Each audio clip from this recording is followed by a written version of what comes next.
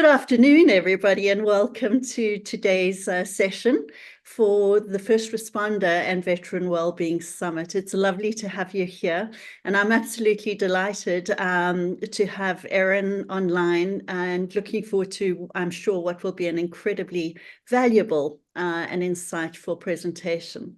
Before we begin, I'd like to acknowledge the traditional custodians of the land on which we work and play, and I pay my respects to the elders past and present, and extend that respect to all Aboriginal and Torres Strait Islander people joining us today. We recognise your deep connection to the land, water, culture, and importantly, community, and honour your contribution across generations. Couple of quick notes just before I introduce Erin and we get underway is that firstly, today's session will be recorded, and we'll make that available in the coming days to all registered participants via our two websites, both the First Responder wellbeingsummit.com.au as well as our wellbeingaustralia.com.au websites. Erin may set aside a few minutes at the end. Hopefully we'll get to have a few questions. If you would like to pose a question to Erin, please put that in the click on the Q&A button. And if you wouldn't mind typing your question in there, we'll make sure that we see that towards the end, and hopefully we'll get to answer all those questions. Also, we'd love your feedback on the session today. So at the end, when you log off, and exit this webinar, there'll be a very short 1 to 2 minute survey. And if you wouldn't mind, please just taking the time to fill that in. We really do appreciate it. And lastly, we've developed some excellent free wellbeing resources coming out of this summit, and that will build on the themes of the summit. And these will be sent to your inbox in the coming weeks. So please make sure that Wellbeing Australia is listed as a sender for you, and so that they don't end up in your junk folder. Wonderful. Well, it's my absolute pleasure to introduce our speaker today, Dr. Erin Smith. Erin's an associate professor at La Trobe University, and she's also the discipline lead for paramedicine there. And recently has been appointed as director to the Violet Vines Marshman Centre for Rural Health Research. She's also a national leader in first responder mental health and wellbeing. Erin brings decades of research and global engagement and deep insights into what it takes to proactively manage your well-being and roles that are involved with repeat exposure to trauma. In this session, Before It Hurts, Erin will explore the early warning signs and the role of important family and peers in supporting individuals, and how workplaces can create proactive cultures of care. Good afternoon, Erin. Hi, Donna. Thank you so much for having me. I will just start sharing my screen.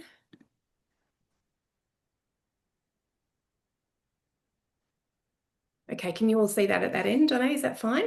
Yes. Great. Well, thank you so much for that lovely welcome. And I would just like to also begin by acknowledging the traditional owners of the beautiful lands and waters on which we come together today. And I also pay my respects to elders past, present, and emerging, and extend that respect to other Aboriginal and Torres Strait Islander peoples present. I absolutely appreciate the ancient connection that they hold with their country. So in today's presentation, I'm going to condense or attempt to condense what I've learned from over 25 years of both professional and personal experience about supporting frontline worker mental health. So I'm going to start off by giving you a bit of a summary, and even though I am an academic, I'm going to try not to go too far down into that academic presentation mode, but I will share with you what I have learned from my own experience and also what the evidence does tell us as well. I'm also then going to talk about how we can best support ourselves as people working on the front lines, and how can we support our colleagues. I'm also then going to touch on how our family members can help provide support, but also perhaps even more importantly, how we can help them because they are absolutely living alongside a lot of the trauma exposure and mental health challenges that our first responders and frontline workers are living with. And then finally, I'm going to touch on how frontline organisations can best support first responders, defence personnel and veterans. And hopefully I'll have some time left over for some questions. But at the end, I have provided my contact details and I'm very happy to follow up with anyone after the session. So one thing I want to really highlight at the beginning of this session, because it underlines everything that I'm going to be talking about, is that no matter what kind of frontline role we're working in, we are inevitably going to be exposed to trauma through that role. Now, that could be direct trauma exposure. So we might physically be there and witness a devastating event. We might be on the front lines and see a car crash, or as part of war and conflict, we might see that violence and conflict around us. Increasingly, we are also going to be indirectly or vicariously exposed to trauma as well. And that's basically going to occur anytime we empathetically engage with the suffering of others. And I know my own psychologist probably defined it the best for me when I was experiencing vicarious trauma myself. And he said it's the cost of bearing witness to other people's suffering. So I'm sure all of us listening today, and anyone who might listen to this recording, has probably experienced trauma vicariously and maybe not even been aware of it. I know it was certainly something that I wasn't aware of when I was in the middle of my vicarious traumatization. I also want to highlight that in the roles that we're doing, whether they are paid career roles or volunteer roles, even if we are now retired and veterans, we've probably experienced cumulative trauma exposure. So it might not just be the one big event that's traumatic. It could very likely be a cumulative result of being exposed to many, many smaller traumatic events throughout the course of our career. And we will not know which one of those individual events, or whether it's the accumulation of all of those events combined, may potentially then impact our mental health. We now know more about this concept of moral injury, and I know Mark Layson is going to be talking about that on Thursday, I believe, later in the program.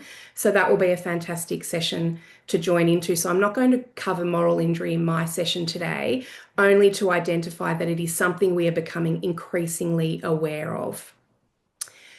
I think one key thing I would love for you all to take away from this session is how our roles on the front line impact us when it comes to trauma exposure. And there are three key ways that we are going to respond to the trauma that we are exposed to through our work. And they are in bio, psycho, social ways. So biologically, we have a physiological response when we are exposed to something traumatic. Our brains are primarily protective mechanisms, and buried deep down into a part of our brain called the amygdala is something I like to think of as almost like a car alarm. And whenever it senses any kind of danger going off around us, it will set off an alarm. We might not be aware of that at all. We might not actually recognize that that alarm is going off in our brain, but our brain has gone into that primal protective mode. And when it does that, it sets off a cascade of hormonal responses. So our adrenaline levels go up, our cortisol levels go up, our heart rate might go up. We might find ourselves feeling a bit sweaty or clammy. These are all biological responses that we might have when we experience something traumatic. We may also experience a range of psychological responses. We might feel anxious. We might start having problems with our relationships and the way that we interact with people. We might feel more jittery, on edge. We might start avoiding things like key dates or reminders or locations because it reminds us of that traumatic experience. And then we'll have a range of social reactions as well. We might start to engage in maladaptive coping behaviours. Maybe we start to drink a little bit more. Maybe there's recreational drug use. Maybe we engage in risk-taking behaviours that we wouldn't usually do, or maybe in a greater way. Maybe we disconnect from things that are healthy and disengage from people that generally provide support to us. And I want to reiterate that all of these are normal. These are normal ways that we respond biologically, psychologically, and socially to the trauma that is inherently associated with the job that we do on the front line. But what I would also like to highlight is that by being exposed to this trauma and having these normal responses doesn't necessarily mean that we were going to end up with poorer mental health. If we get better at recognizing these signs and symptoms earlier and put protective mechanisms in place, we can absolutely limit the potential impact on our mental health going forward. And one thing I think really resonates with me is sort of being mindful of the time frame that these responses are likely to occur for in a normal reaction. And generally, if we've experienced something traumatic, for a number of weeks after that event, we can experience these normal biopsychosocial responses. But I think if it goes on much more than a month into a couple of months and you're still experiencing problems sleeping, having nightmares, flashbacks, hypervigilance, any of those biopsychosocial responses, that's when it's probably time to reach out and have a chat with either a loved one or a peer, a colleague, or a mental health professional. So, what have I actually learned around how we best support those of us who have been exposed to trauma throughout our roles? Firstly, the biggest thing that I have learned, both myself personally and through the evidence out there, is that support strategies need to be both proactive and reactive. Now, I believe that most organisations out there, most emergency service and defence organisations out there are very good at being reactive. If they know someone has been exposed to trauma or been involved in a traumatic event, there are a range of resources available. Most likely they'll have an employee assistance program, some kind of mental health program that employees can reach out to and use. But again, it tends to be quite reactive and relies on the person themselves to seek help. I think we need to be much better from an individual level and also an organisational level at being more proactive and preventive in the way that we provide support. And I'm going to touch on that in a little bit more detail. I absolutely believe that strategies for supporting our wellbeing need to be implemented early in our careers. So I teach paramedic students now at La Trobe University, and I make sure that we're talking about the importance of protecting their wellbeing as undergraduate students. I think it's never too early to start talking about wellbeing and embedding those really important routines early in the career that are then reinforced throughout the career and really importantly into retirement. Some of the people that I have worked with and helped in terms of peer support that have been the most profoundly impacted in terms of mental health and well-being are those that have retired from their role, and particularly those that were forced into early retirement because of ill health and mental ill health. There's that real loss of identity and a whole host of issues that comes with that. So I think we cannot neglect wellbeing support once people retire. So we need to have systems in place that allow for people who've retired to still be supported in terms of their retirement. One size does not fit all. Now, if anyone listening has had to utilise an employee wellbeing program, for example, I know I've done so on several occasions, and while they absolutely play a really important role, I believe if that's the only opportunity to provide support through an organisation, then we're failing. We need to have a more holistic range of support services that are going to meet the needs of a very diverse workforce across a range of frontline roles. So I'm talking here about pastoral care, spiritual care, peer support, psychological support. Ambulance Victoria have an incredible peer dog program, and I know a number of other organisations are using animals in terms of support as well. But I think it's really important, and the evidence supports this, that you need to have a range of support strategies in place, because you might need something different depending on the circumstance and what you actually need to get out of that support service at the time. I'm a huge advocate for the sharing of lived experience. I have accessed peer support myself, and I am an active peer supporter across a range of organisations. And I think it's one of the most important ways that we can support people who are going through traumatic experiences to support their well-being. And absolutely, we need programs that address self-stigmatization. So I think we understand that stigma is a huge issue for frontline responders in seeking help, but really the evidence, and definitely the big Beyond Blue program of research that came out, I think 2018 now, that looked at some over 20,000 first responders across Australia, identified that the way we stigmatize ourselves is actually what's inhibiting help-seeking behaviours. So I'm now briefly going to go through supporting ourselves and supporting our colleagues. And in terms of self-care, this shouldn't be new to anybody that's listening. I'm sure hopefully all of you are making this ongoing commitment to yourself through having a self-care plan in place and actually putting it into practice. And I know I need to practice what I preach sometimes. We can get very busy and sometimes the self-care routine can drop off. There is no absolute formula for self-care. It should be unique, and it probably will change over time depending on what you're experiencing and what's working for you at that moment. But ultimately, I think it's really about finding activities that work best for you, but really making sure that you are doing a range of activities that go across the spectrum of temporary and enduring self-care. So what I mean by that is temporary, absolutely go and have a great piece of chocolate cake with a friend and have a little bit of a chat. That's a great temporary form of self-care. But we also need to be embedding practices into our routine that are more enduring. So I'm talking here about maybe mindfulness, yoga, meditation, journaling, things that we can do over time that will build up our resilience as we go. And just to touch on 3 domains of self-care that are really important for us to look at, we need to be looking after our emotions, our own psychological self-care. That can be as simple as saying no to things that might be causing unnecessary stress, or setting up some kind of routine connection with a friend or a colleague to have a chat. Our physical self-care, never underestimate the impact of having a great night's sleep or having a routine for our physical activity.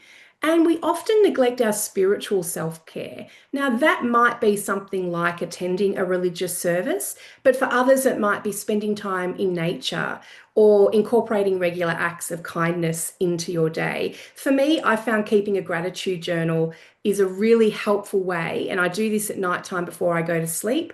I either physically write down in a journal or I will just, it's a bit of a mantra that I recite to myself. What am I grateful for today?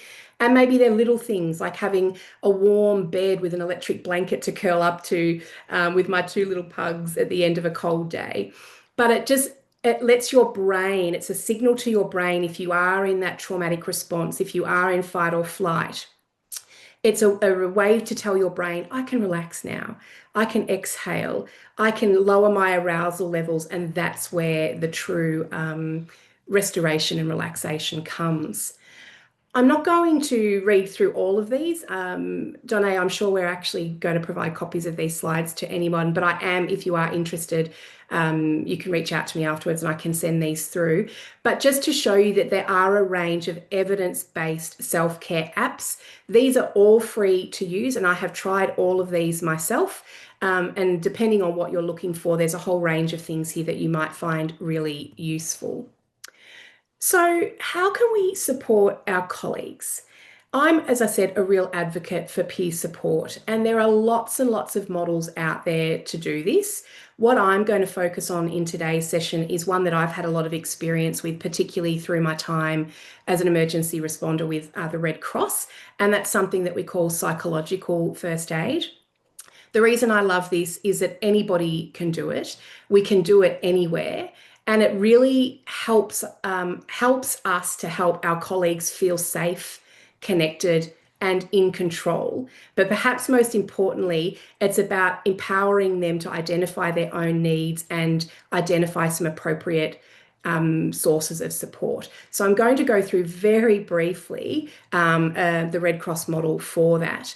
But just to touch on how it is different to counselling, it's not traditional psychiatric or professional mental health treatment, but a conversation, a strategy to help reduce any stress reactions we might be going through. We don't have to have training or a degree to use it, but there is great training available online to help us build those conversational skills. And if you are interested, there are a range of training opportunities online. And as I mentioned, the beauty of this is you can use it in any setting. So you could use it at work, you can use it at a friend's house, at the coffee shop, wherever you can sit down and have a conversation. So very quickly, the method that we use through the Red Cross is called Look, Listen, Link. And I've got a full reference to this at the end for anyone who would like to look at it in more detail. But essentially, the first part of it is coming back to that biopsychosocial response. Can we identify in our colleagues if they are struggling? Maybe there are biological telltales. Maybe we can see that they just aren't themselves, that they're jittery, that they're on edge. Maybe they're a bit sweaty, or you can tell they haven't been sleeping. Maybe there are other psychological or social signs that you have noticed. That's the first part, is identifying colleagues who might need our support. The second part is then listening to them. And so considering how you would actually approach that colleague, ask them if they're okay, if they need support, how to listen actively to their concerns and what's going on with them, and then empowering them to identify their needs. The purpose of psychological first aid isn't to be a counsellor. It's not to solve their problems for them. It's to get them thinking about what are the key needs that they have at the moment, and what are the ways that they could actually meet those needs in terms of help. And so the final part of that is then linking them with a range of information and support services that you think would be helpful to them. So that, in a really short period of time, in a nutshell, there is Look, Listen, Link, a really great way to support our colleagues. And there's the full reference on it for anyone who might be more interested. What can our families do? So we know, and I know firsthand, my husband was the first person to recognise that I was struggling with vicarious trauma. And when I was ultimately diagnosed with PTSD and I went through the signs and symptoms that I had been experiencing, he recognised all of them before I even did. So I think it's really important to understand that range of biopsychosocial responses that our loved ones might be having to trauma. But more importantly, for anyone listening who is a family member, you need to look after yourself first. It's that old anecdote that we share and we hear whenever we get on a plane. You need to put on your own oxygen mask first before you can help anybody else. So recognizing that it is very stressful living alongside frontline workers, particularly frontline workers who have been traumatized and are living with mental health challenges like PTSD. It's really important to know where you can access a range of great support resources for you. One example, and there are many out there, but the Code 9 Foundation here in Australia is brilliant. They offer a private online support group for family members of first responders. And in the past, I've been involved in moderating that group. And it's a really fantastic way to build a community of support, to feel connected and to share insights and just know that you're not alone. And they've also fairly recently published this fantastic book which helps explain PTSD to children of frontline workers. So absolutely jump onto their website and have a look at the range of resources that they can provide for you. And finally, what can organisations do? I touched on this right at the beginning, but I think one of the most important things that I have learned through my work over the past few decades is that organisations need to get better at reaching in to people who might be struggling. We cannot expect people who are in a crisis to reach out. And this was absolutely my own personal experience as well. When I was in an absolute black hole and right in the middle of my PTSD, I could barely get out of bed and have a shower some mornings, let alone reach out to a stranger at the end of an employee assistance program call line. But the few people that took the time to reach into me and didn't necessarily expect anything. It was just, sometimes it might just be a text message just to let me know they were thinking of me. Maybe it's something practical in terms of dropping off some food, or if you've got kids, is there anything I can do to help with the kids? But organisations need to have systems in place that get better at reaching in and identifying people who are struggling rather than expecting them to reach out and ask for help. I've touched on this as well, but we absolutely need, from an organisational perspective, to be providing a range of support options that are going to meet the very different needs of a diverse community of responders. I might love speaking to a psychologist, but someone else might much prefer to speak to a religious leader. Other people might prefer peer support over an individual one-on-one chat. You need to have that range of options available. And absolutely, as I mentioned, we need to have programs and policies in place that are addressing stigmatization, and particularly that self-stigmatization that we do to ourselves, in order to increase help-seeking behaviours.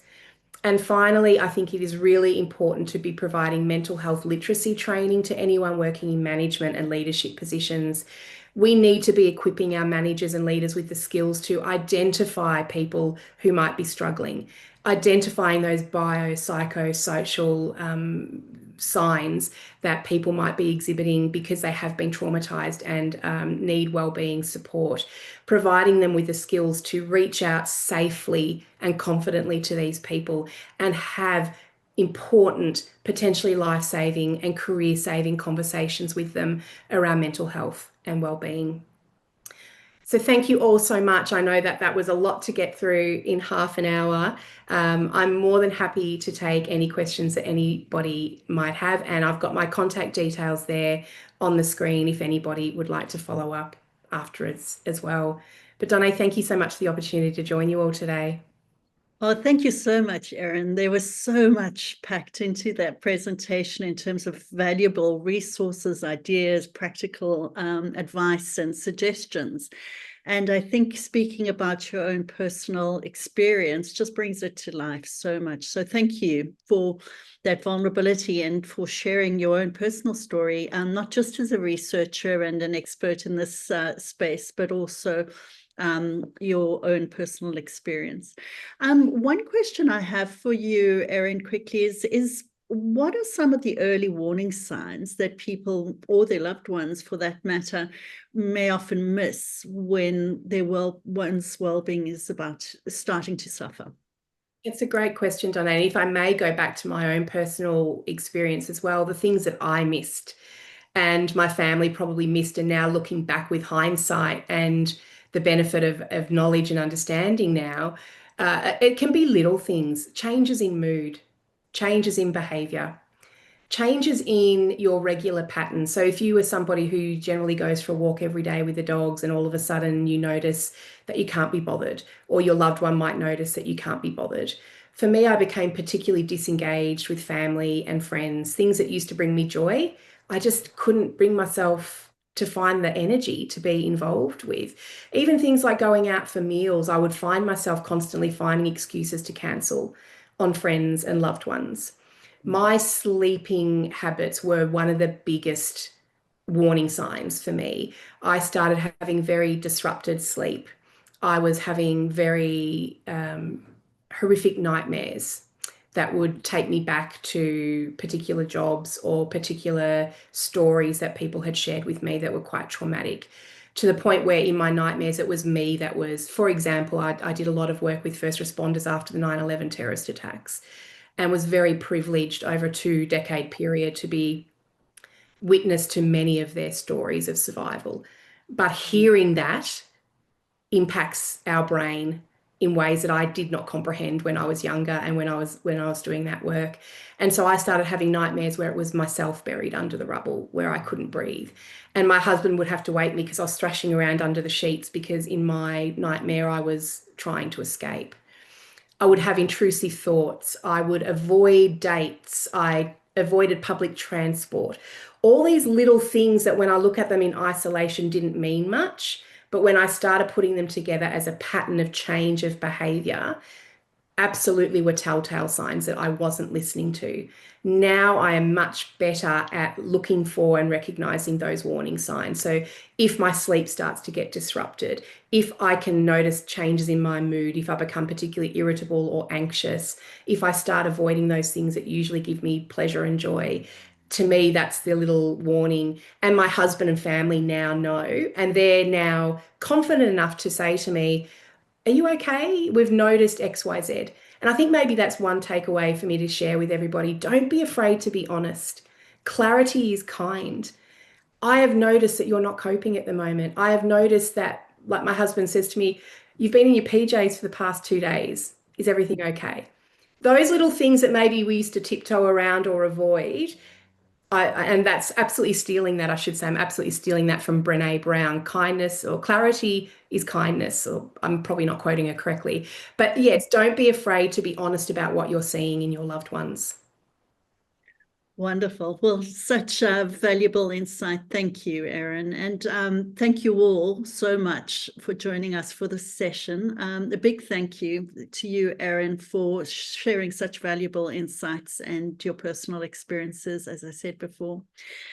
Before we close, we just want to remind you that if anything raised in today's session has brought up any difficult feelings for you, please know that you're not alone and that support is available.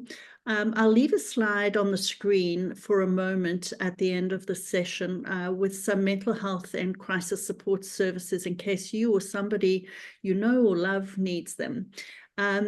As I mentioned earlier, a recording of today's session will be available shortly on both the wellbeingaustralia.com.au website as well as First Responder Wellbeing Summit, all one word, .com.au. On behalf of the team at Wellbeing Australia and Erin, thank you again for being part of the 2025 First Responder and Veterans Wellbeing Summit, and we look forward to seeing you at our next session. Thank you all.